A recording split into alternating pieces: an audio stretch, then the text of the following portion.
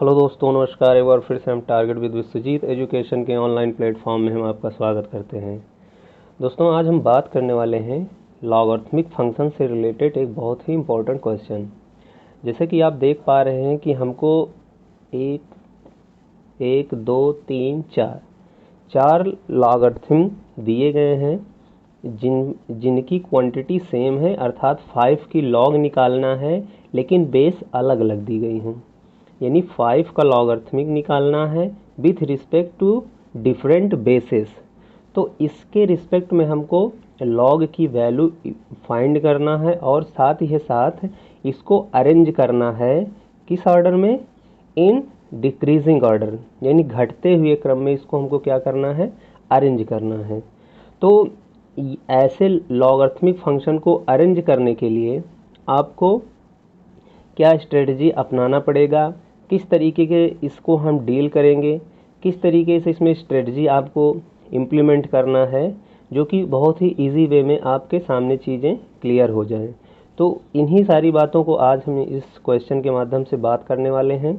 और अगर चैनल पर आप नए हो तो चैनल को सब्सक्राइब कर लीजिए, क्योंकि ऐसे ही वीडियोस हम जो इस चैनल के माध्यम से आपको हम प्रोवाइड करते रहते हैं। तो आइए चलते हैं, हम क्वेश्चन को कवर करते हैं। तो जैसे यहाँ पे देख पा रहे हैं कि हमारे पास कौन कौन से लॉगरिथमिक फंक्शंस दिए गए हैं और with respect to different basis. तो हमारे पास है, देखिए, log 5 with respect to 2, log 5 with respect to 0.5, log 5 with respect to 7, log 5 with respect to 3। तो यानी आपके पास 4 बेसिस दिए गए हैं। कौन कौन से हैं? 2 है, 0.5 है, 7 है और 3। ये डिफरेंट बेसिस हैं और किसकी लॉगरिथमिक निकालना है? 5 की। 5 का लॉगरिथमिक निकालना है विथ रिस्पेक्ट टू बेसिस 2, 0.5, 7 और 3 के रिस्पेक्ट में।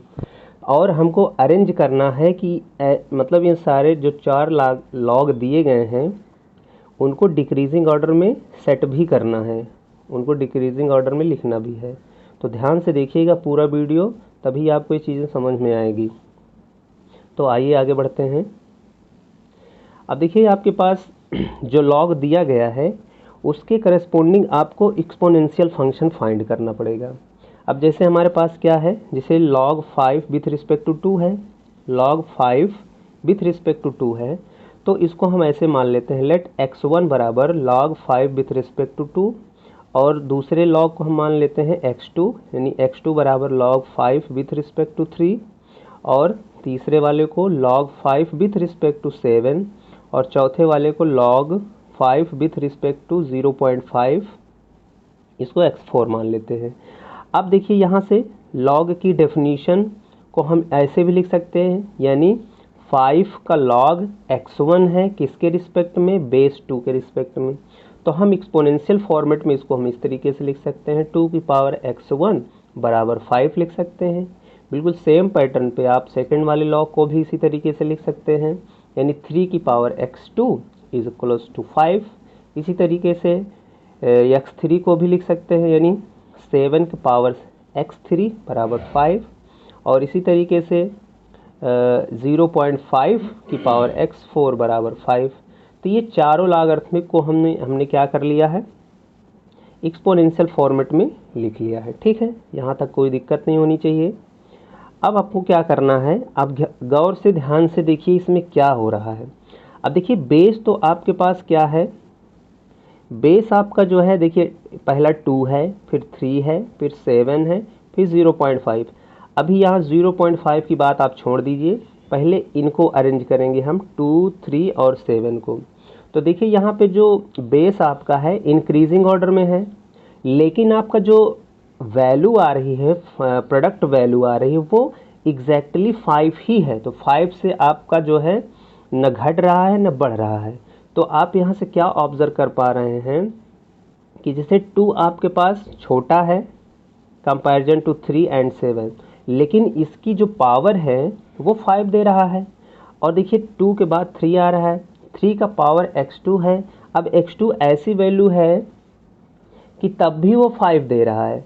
अब x7 की पावर x3 है, तब भी वो 5 दे रहा है। और जबकि बेस आपकी क्वांटिटी, बेस की जो क्वांटिटी है वो बड़ी दिख रही है। तो अब आप बताइए x1 और x2 में क्या रिलेशन होगा। सबसे पहले आप x1 और x2 के बीच में रिलेशन बताइए। तो यानी कम में अगर ज़्यादा मिल रहा है तो x1 बड़ा होगा और x2 छोटा होगा। चूँकि बेस देखिए 2 छोटा है, 3 बड़ा है, लेकिन 2 की पावर x1 कितना दे रहा है, 5 दे रहा है, और 3 की पावर x2 कितना दे रहा है, भी 5 दे रहा है। तो इसका मतलब क्या है कि x1 100% मैक्सिमम होगा किसके कंपैरिजन में, x2 के कंपैरिजन में। तो हमारे पास एक रिलेशन ही आ जाएगा x1 ग्रेटर देन x2, अर्थात हमारे पास ये कंडीशन आ जाएगी x1 जो होगा ग्रेटर देन 100% x2 हो जाएगा। तो हम दो लॉगरिथमिक को तो डील कर लिए। अब इसी तरीके से आप यहाँ भी इस्तेमाल कर सकते हैं कि देखिए 7 के पावर x3 जब ले रहे हैं तो वो 5 दे रहा है। तो इसका मतलब क्या, 7 तो बेस 2 और 3 से और भी मैक्सिमम है, बड़ी है, लेकिन इसका एक x3 ऐसा पावर है जो केवल बेचारा 5 ही प्रोडक्ट फॉर्म में निकाल पा रहा है। तो इसका मतलब क्या है कि x3 x1 और x2 से भी छोटा होगा। तो अर्थात हमारे पास कंडीशन ये वाली आ जाएगी x1 greater than x2 greater than x3। तो इसी तरीके से आपको अरेंज करना है और 2-4 मिनट क्या, आपको अगर सही से एक्सपोनेंशियल फंक्शन को डील करना जानते हैं तो शायद हमें लगता है कि 10 या 12 सेकंड में आपका अरेंजमेंट आपके सामने आ जाएगा। तो ये तो था आपके पास इन 3 लॉगरिथमिक फंक्शन को का अरेंजमेंट, ठीक है। तो यानी हमारे पास अल्टीमेट निकल के आया है कि x1 जो है x2 से बड़ा होगा और x2 जो है x3 से बड़ा होगा, ठीक है। अब आ जाते हैं हम चौथे वाले पे, इसकी कंडीशन को देखते हैं ये क्या कह रहा है। अब देखिए यहाँ पे 0.5 की पावर x4 ले रहे हैं तो 5 है। अब आपको अगर पता हो तो अच्छी बात है, अगर नहीं पता है तो हम आपको बता दे रहे हैं कि अगर आपके पास किसकी लॉगरिथमिक किसी भी की लॉगरिथमिक आप निकालते हैं, लेकिन आपका बेस जो है, ध्यान से समझिएगा, अगर आपका बेस 0 से बड़ा और 1 से छोटा हो तो लॉगरिथमिक वैल्यू क्या मिलती है, हमेशा निगेटिव वैल्यू देता है। This is keep in your mind. अगर आपका बेस 0 और 1 के बीच में लाई करेगा तो उसकी लॉगरिथमिक वैल्यू किसी भी पॉजिटिव रियल नंबर की वैल्यू हमेशा निगेटिव मिलेगा, निगेटिव। तो यहाँ से तो क्लियर हो जाएगा आपके पास डायरेक्ट कि अब आपके पास x4 क्या होगा x1 x2 x3 के कंपैरिजन में, यानी इसकी जो टोटल लॉगरिथमिक है वो निगेटिव दे देगा, पक्का निगेटिव दे देगा। तो हमारे पास अल्टीमेट क्या आने वाला है, हमारे पास अल्टीमेट ये आने वाला है कि x1 greater than x2 greater than x3 greater than x4। तो अब आपका डिक्रीजिंग ऑर्डर में लिख सकते हैं इसको, यानी कौन सबसे बड़ा होगा, log 5 विथ रिस्पेक्ट टू 2 सबसे बड़ा होगा, फिर उससे छोटा होगा log 5 विथ रिस्पेक्ट टू 3, फिर उससे छोटा log 5 विथ रिस्पेक्ट टू 7, फिर उससे छोटा जो है log 5 विथ रिस्पेक्ट टू 0.5। तो इस तरीके से आप जो है चीज़ों को समझ सकते हैं कि यहाँ पे क्या लिखा गया है।